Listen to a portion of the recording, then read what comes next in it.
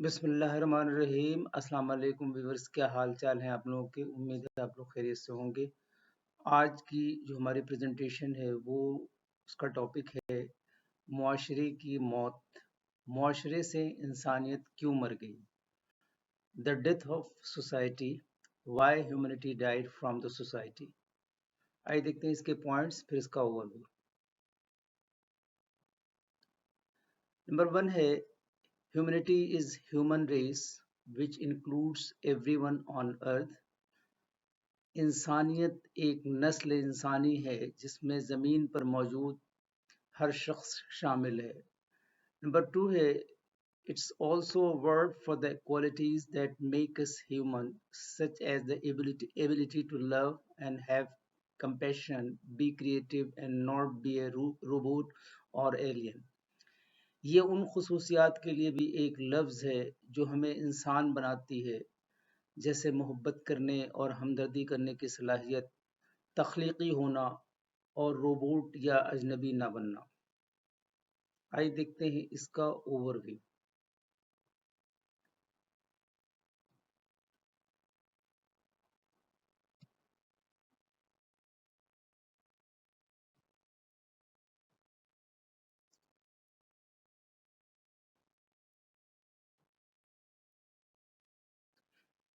ایک لکیر ہے انسانیت اور بربریت کے درمیان، ایک بہت ہی پتلی لکیر، ایک ایسی لکیر جو اعلیٰ ترین مخلوق کو دوسروں سے الگ کرتی ہے۔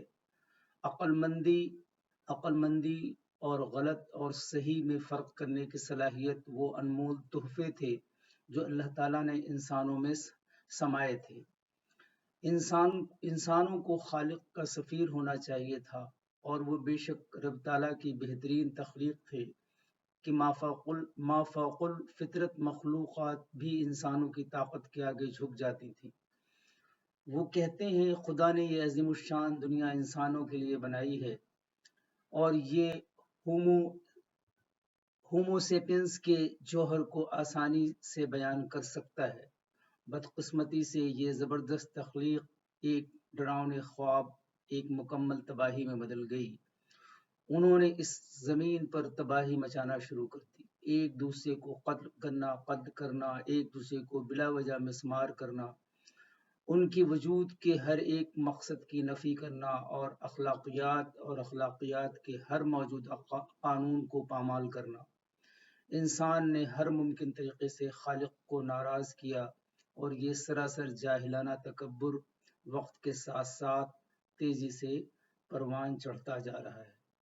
آئیے دیکھتے ہیں آج کے کورس اور دیکھتے ہیں کہ ان میں کیا میسج دیا گیا۔ نصیحت جتنی نرمی سے کی جائے اتنا اثر رکھتی ہے۔